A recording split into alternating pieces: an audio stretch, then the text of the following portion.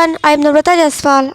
I am going to teach you M.H. Abrams, a glossary of literary terms. Now I am going to teach you about ballad. Ballad means होता है लोकगीत. क्या होता है? लोकगीत. Ballad जो है ये ओरिजिनली इसकी जो टर्मिनोलॉजी है यह फ्रेंच से आई है, बैलेडे से. किससे आई है? बैलेडे से. बैलेड का मीन्स होता है ऐसा वर्स या सॉन्ग जो क्या बता रहा है? एक स्टोरी बता रहा हो.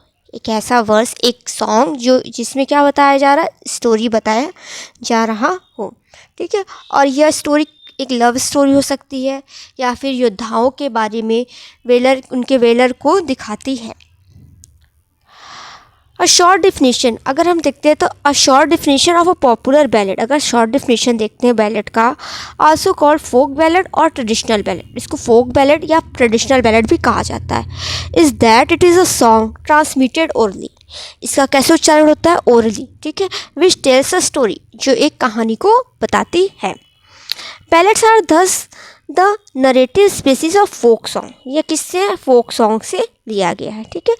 विच originate and are communicated orally. और इसको ओरली कम्युनिकेटेड किया जाता है among illiterate and only partially literate people. अशिक्षित और कुछ शिक्षित लोगों के बीच में बैलेड स्टार्टिंग में गाया जाता था. In all probability, the initial version of a ballad was composed by a single author. और इनिशियल अगर आरंभिक रूप से देखते तो कोई सिंगल ऑथर इस बैलेड को क्या करता था? कंपोज करता था. बट ही और शी इज़ अननोन. लेकिन इस बैलेड को लिखा कौन है, इसके ऑथर कौन है, उनके बारे में उनके बारे में जानकारी नहीं थी. उनका नहीं पता था कि किसने लिखा है. Since each singer who learns and repeats an oral ballad is apt to introduce change in both text and tune. तो इसीलिए जो बैलेड होता है आगे जो उसके दूसरे सिंगर्स उसको गाते हैं वो उसके टेक्स्ट में और इसके ट्यून में अपनी इच्छा के अनुसार क्या करते हैं? चेंज कर देते हैं. It exist in many variants form. इसी वजह से कितने सिंगर्स आए, उन्होंने इसके ट्यून में और इसके टेक्स्ट में चेंज कर दिया. इसीलिए इसके बहुत सारे वेरिएंट्स फॉर्म आपको देखने को मिल जाते हैं. एक सॉन्ग है बैलेड, उसके वेरिएंट फॉर्म आपको मिल जाएंगे. Typically the popular ballad is dramatic. जो पॉपुलर बैलेड होता है वो क्या होता है? ड्रामेटिक होता है, कंडेंस्ड होता है एंड इम्पर्सनल. संक्षिप्त होता है और इम्पर्सनल होता है.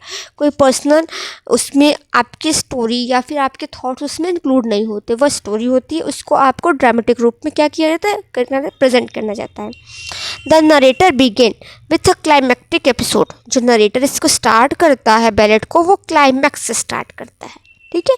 क्लाइमैक्स से स्टार्ट करता है. एक स्टोरी जैसे कि कोई भी चीज़ की योद्धा की कहानी है तो योद्धा जब युद्ध के मैदान में है तब से वो स्टोरी शुरू हो रही है. वह यह नहीं शुरू हो रहा है कि स्टार्टिंग में युद्ध कहाँ से शुरू हुआ, उसके योद्धा की कहानी को नहीं, सीधा क्लाइमैक्टिक एपिसोड से शुरू होता है. Tells the story tersely in action and dialogue, sometimes by means of dialogue alone. और इसमें क्या होता है? एक्शन और जो डायलॉग होते हैं टर्सली संक्षिप्त रूप में दिखाए जाते हैं. और कभी कभी sometimes by means of dialogue alone, केवल डायलॉग्स होते हैं, एक्शंस नहीं होते. जैसे कि लव स्टोरी दिखाई है, स्टोरी को दिखाया जा रहा है लव की, तो उसमें डायलॉग होते हैं, एक्शंस कम रह जाते हैं कहीं कहीं.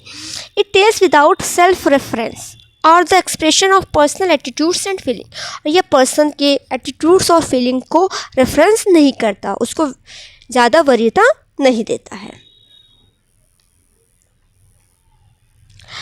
The most common stanza form called the ballad stanza. और इसका जो स्टेंजा फॉर्म है उसे बैलेड स्टेंजा फॉर्म कहते हैं. इसकी क्या खासियत है? It is a quartet. इसमें कितनी लाइन होती है? 4 लाइन होता है. In alternate 4 and 3 stress line. ये अभी हम नीचे जो आपके एग्जाम्पल दिए हैं इसमें समझाएंगे कि अल्टरनेट वैकल्पिक करके 4 और 3 स्ट्रेस लाइन करके आते हैं. Usually in the second and fourth lines rhyme. जो सेकेंड लाइन होती है और जो फोर्थ लाइन होती है इसकी राइमिंग सेम होती है. This is a form of Sir Patrick Spens. Sir Patrick Spens का ये फॉर्म है. The first stanza also exemplify the abrupt opening of the typical ballad in the manner of proceeding by third person narration. देखिए abrupt मतलब अचानक से. जो opening होती है बैलेड की वो क्या होती है? अचानक से होती है. ठीक है. कोई हाई इवेंट है, क्लाइमैक्टिक इवेंट है, उससे स्टार्ट होता है। एब्रप्ट ओपनिंग होती है टिपिकल बैलेट की।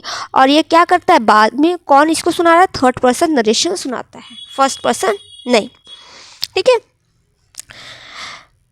Curtly sketched setting and action, sharp transition होता है एंड स्पीयर डायलॉग, और सूक्ष्म रूप से डायलॉग को दिखाया जाता है। और जो इसकी सेटिंग और एक्शन रहता है, वो सेटिंग रहता है वो कर्टली, वो भी शॉर्ट रहता है। अब देखिए इसके ये जो स्टैंजा दिया है, यह क्या है, बैलेड स्टैंजा है। The king sits in Drumpling town drinking the blood red wine, O where will I get to guide sailor to sail the ship of mine. King कह रहा है कहाँ पे, ड्रम्पिंग टाउन में बैठकर, drinking the blood red wine को पी रहा है। O where will I get a good sailor, guide sailor, क्या मैं एक अच्छा नाविक को क्या कहूँगा, पाऊँगा, to sail the ship of mine, जो मेरा क्या करेगा, शिप को आगे ले जाएगा। अब देखिए यहाँ पे आया था अल्टरनेट 4 and 3 स्ट्रेस लाइन। ये क्या होता है, इसमें जो फर्स्ट लाइन है और जो थर्ड लाइन है, ये क्या है, आयम्बिक टेट्रामीटर में। आयम्बिक मतलब होता है अनस्ट्रेस और स्ट्रेस, अनस्ट्रेस और स्ट्रेस। और आयम्बिक टेट्रामीटर, टेट्रा मतलब होता है चार इस तरह से रहते हैं। ठीक है, 4 आयम्बिक टेट्रामीटर मतलब इसकी 4 जोड़ी रहती है। और सेकंड और जो फोर्थ लाइन है वो आयम्बिक ट्रीमीटर में। आयम्बिक ट्रीमीटर मतलब 3 क्या है, जोड़े हैं किसके, आयम्बिक के। अब देखिए यहाँ पे स्ट्रेस क्या रह रहा है, अल्टरनेट 4 and 3 स्ट्रेस लाइन। पहले लाइन में 4 स्ट्रेस रहेंगे, सेकेंड लाइन में 3 स्ट्रेस रहेंगे। मीन्स फर्स्ट लाइन में आपके टोटल 4 स्ट्रेस सिलेबल रहेंगे और बाकी अनस्ट्रेस सिलेबल रहेंगे। सेकेंड लाइन में 3 स्ट्रेस सिलेबल रहेंगे और बाकी अनस्ट्रेस सिलेबल रहेंगे। थर्ड लाइन में 4 स्ट्रेस सिलेबल रहेंगे और बाकी अनस्ट्रेस सिलेबल रहेंगे। और फोर्थ लाइन में 3 अनस्ट्रेस सिलेबल रहेंगे और 4 स्ट्रेस सिलेबल रहेंगे। तो क्या हो गया, alternate 4 and 3 stress line. Alternate हो रहा है ना, 4 3 4 3। और इसके साथ कह रहा है usually only second and fourth lines rhyme. Second और फोर्थ लाइन्स राइम करेंगे। जैसे टाउन, वाइन, सेलर, माइन है, तो टाउन को अगर हम ए रख देते हैं, वाइन को बी, सेलर मैच नहीं कर रहा है इसलिए सी हो जाएगा। वाइन माइन क्या हो रहा है, राइमिंग मैच कर रही है इसलिए बी। तो इसकी सेकंड और फोर्थ लाइन क्या हो रहा है, A B C B, B B जो है सेकंड और फोर्थ मैच कर रहा है। Many ballads employ set formulas, बहुत सारे बैलेट्स सेट फार्मूलाज रखते हैं। 3 सेट फार्मूलाज हैं इनके। ठीक है, जिससे क्या होता है, सिंगर्स को हेल्प मिलती है कि वह उस सॉन्ग को आसानी से क्या करे, याद कर सके। पहला set formula stock descriptive phrases, दूसरा है और रिफ्रेन, और तीसरा है इंक्रीमेंटल रिपीटेशंस। अब देखिए फर्स्ट क्या है, स्टॉक डिस्क्रिप्टिव फ्रेज, जैसे कि blood red wine, milk white stead, ये क्या है, डिस्क्रिप्टिव फ्रेज है। इससे वो क्या कर रहा है, वो आसानी से जो सिंगर है उसको याद कर लेता है। सेकंड होता है रिफ्रेन। रिफ्रेन क्या होता है, ध्यान से समझिए। कोई एक पोयम हो गए, उसमें कई सारे स्टैंजाज होते हैं। मान लीजिए फर्स्ट स्टैंजा 4 लाइन की है, सेकंड स्टैंजा 4 लाइन की है, थर्ड स्टैंजा 4 लाइन की है। ठीक है, 3 स्टैंजाज हैं। ठीक है, और फर्स्ट का जो लास्ट लाइन है, फर्स्ट का जो लास्ट लाइन है, सेकंड का जो लास्ट लाइन है और थर्ड का लास्ट लाइन है, यह क्या हो रहा है, ये हमारा क्या हो रहा है, इसमें जो रिपीटेशन हो रहा है, फर्स्ट स्टैंजा का लास्ट लाइन बार बार सेकंड लाइन स्टैंजा के लास्ट लाइन और थर्ड स्टैंजा के लास्ट लाइन क्या हो रहा है, रिपीट हो रहा है। तो इसको कहते हैं रिफ्रेन। इन ईच स्टैंजा, ये हर एक स्टैंजा में ये लाइन क्या हो रहा है, स्टैंजा में रिपीट हो रहा है, तो इसको रिफ्रेन कहते हैं। जैसे इसकी एग्जांपल है एडवर्ड और Lord Randall. And incremental repetition. अब इंक्रीमेंटल रिपीटेशन क्या होता है, कोई भी एक लाइन है, ठीक है, कोई भी एक स्टैंजा की लाइन है, इसमें जो चेंजेस हो रहा है, अगले वाले में कुछ चेंजेस होके उसी फ्रेज को रिपीट कर दे रहा है, उसे कहते हैं incremental repetition. In which a line, कोई लाइन हो गया और स्टैंजा हो गया, is repeated but with an addition, उसमें कुछ जुड़ जाता है जिससे कि स्टोरी को आगे बढ़ते हैं। जैसे Lord Randall Child what, Waters, ये इसके क्या है एग्जाम्पल्स हैं।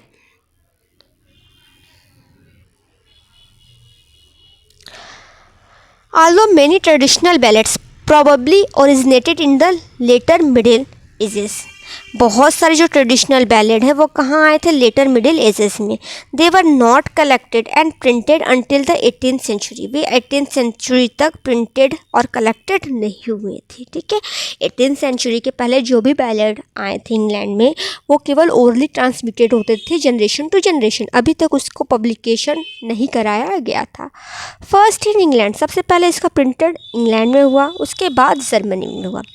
इन 1765, ये बहुत ही फेमस ईयर है जब थॉमस पर्सी ने अपनी reliques of ancient English poetry को पब्लिश कराया था, which although most of the contents has been revised the style of Percy's era, जो पर्सी की एरा के समय में जो भी कंटेंट्स थे उसको भी उन्होंने रिवाइज करवाया था, ओल्ड बैलेट को भी रिवाइज कराया था और उस समय के जो भी आपके कंटेंट्स से बैलेट से रिलेटेड उसको भी उन्होंने उसमें पब्लिश कराया था।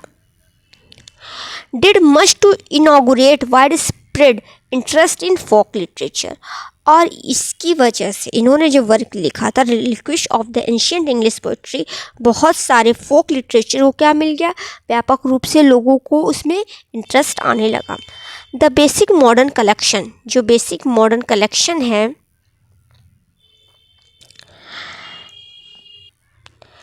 Is Francis J Child's England and Scottish popular ballad 1882 to 98, जो फ्रांसिस जे चाइल्ड हैं इनकी इंग्लिश एंड स्कॉटिश पॉपुलर जो बैलेड्स हैं 1882 से 98 में आई थी, जिसमें इन्होंने 305 बैलेड्स को इंक्लूड किया था। Many of them in variant versions, बहुत सारे उसमें उसके वर्जन्स थे, बैलेड्स के क्या हैं, मेनी वर्जन्स हैं। Bertrand H. Boronson has edited the traditional tunes of the child's ballad, ये चाइल्ड्स जो है इनके बैलेड्स को ट्रेडिशनल ट्यून को क्या किया था, इन्होंने एडिट किया था। ठीक है, popular ballads are still being sung in the British Isles, in the remote rural areas of the United states. जो पॉपुलर बैलेड्स हैं वो अभी भी क्या ब्रिटिश के आइल्स में ग्रामीण क्षेत्रों में क्या किए जाते हैं, गाए जाते हैं। To the song that early settlers brought with them from Great Britain, America has added native form of the ballad, such as those sung by lumberjacks, cowboys, laborers and social protesters। ये जो song थे ये settlers जो हैं great Britain में से जो America settle हुए थे वह अमेरिका में बैलेट के फॉर्म को लाए, और अमेरिका ने क्या किया, ऐड कर दिया नेटिव फॉर्म ऑफ बैलेट, अपने वहाँ का कुछ फॉर्म्स को बैलेट में क्या कर दिया, परिचित करा दिया। सच एज दोस्त सॉन्ग बाय लंबरजैक, और ये गाना जो है लंबरजैक मीन्स होता है लकड़हारे गाने लगे, काउ बॉयज़ मतलब चारवाहे, एंड लेबरर्स मजदूर, और सोशल प्रोटेस्टर मतलब अगर कंटेम्पोररी टाइम में कोई भी सोशल इनजस्टिस हो रहा है तो उसको उन्होंने सॉन्ग के रूप में लिखा और उसको बैलेट के रूप में लिखा और उसको गाने, तो सोशल प्रोटेस्टर भी बैलेट का यूज़ करने लगे हैं। A number of 20th century folk singers including Woody Guthrie, Bob Dylan जो है ये फेमस क्या है, फोक सिंगर है, इसको ध्यान दीजिएगा। Joan Baez, Simon and Garfunkel adopted or even composed ballads. Most of these, however, such as the ballads of Bonnie and Clyde, जो राइटर है Woody Guthrie, Bob Dylan, Joan Baez and Simon and Garfunkel, इन्होंने adopt किया था ballad को और compose किया था, और इनमें से बहुत सारे लोगों ने जैसे कि the ballad of the Bonnie and Clyde, इनके जो बैलेड्स हैं वह किसके बारे में, अबाउट द नोटोरियस गैंगस्टर, कुख्यात गैंगस्टर के बारे में, और एंड हिज मॉल मीन्स होता है उनकी मिस्ट्रेस के बारे में स्टोरी लिखते हैं। आर क्लोजर, और ये जो बैलेड्स हैं आर क्लोजर टू द क्या है, जर्नलिस्टिक ब्रॉड साइड बैलेड। अब देखिए broadside ballad, generalistic broadside ballad than the archaic and heroic mode of the popular ballad in the child collection। जो भी राइटर आपने देखा था चाइल्ड, कह रहा है फ्रांसिस जे चाइल्ड के कलेक्शन की जो पॉपुलर फॉर्म है हीरोइक मोड, उससे हट करके इन्होंने क्या लिखा, जनरलिस्टिक ब्रॉड साइड बैलेड लिखा। ठीक है, are closer to the generalistic broadside ballad than the archaic and heroic mode of the popular ballad in child collection।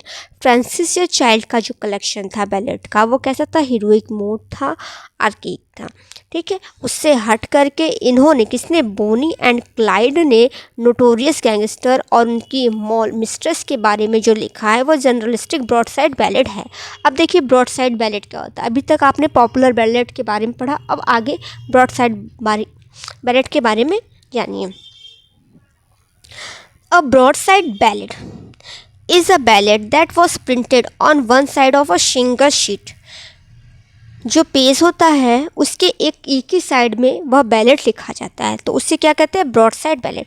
कोई एक पेपर हो गया, उसमें एक ही साइड, उसकी मतलब बैक साइड नहीं, ठीक है, उसी साइड क्या लिखा जाता है, जब बैलेड लिखा जाता है तो उसे कहते हैं broadside ballad. Dealt with the current event और पर्सन और issue and was sung to a well known tune. यह डील करता है करेंट इवेंट को लेकर के, पर्सन या फिर करंट टाइम के इशू को लेकर के, और उसको गाया जाता है वेल नोन ट्यून। जो वेल नोन ट्यून होता है बैलेड, उसी ट्यून में गाया जाता है।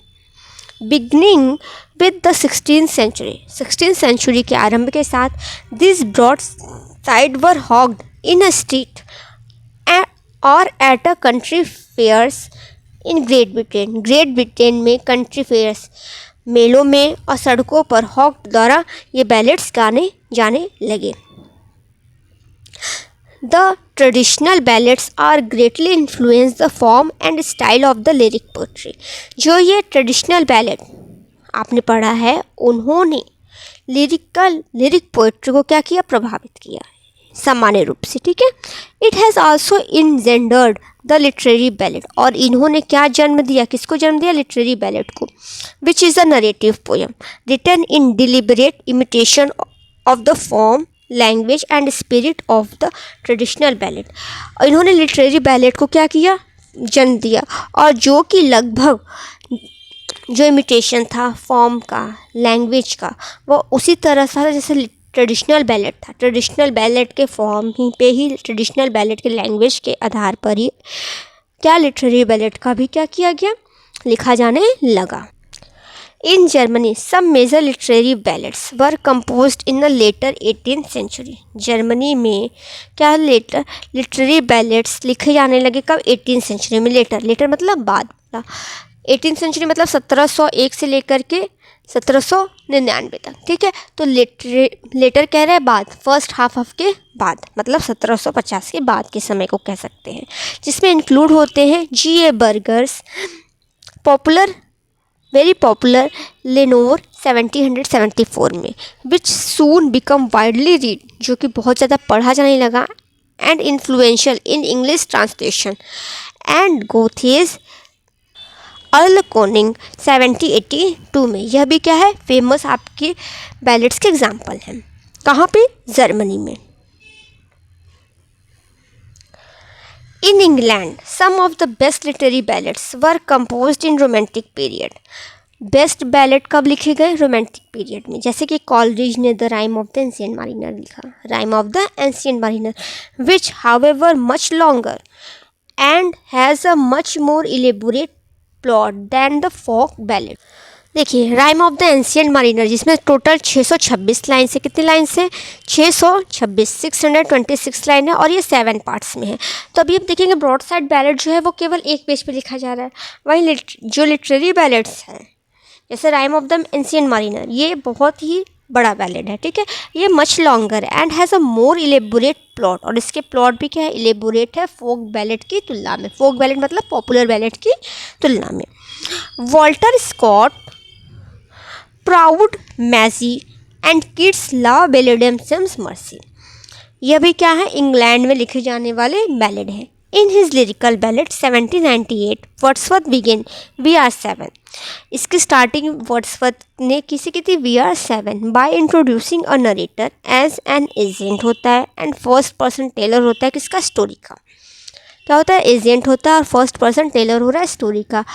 क्या कह रहा है, I met a little cottage girl, I met a little cottage girl, मैं एक छोटी सी कुटिया की लड़की से मिला। Which is probably one reason he called the collection lyrical ballad.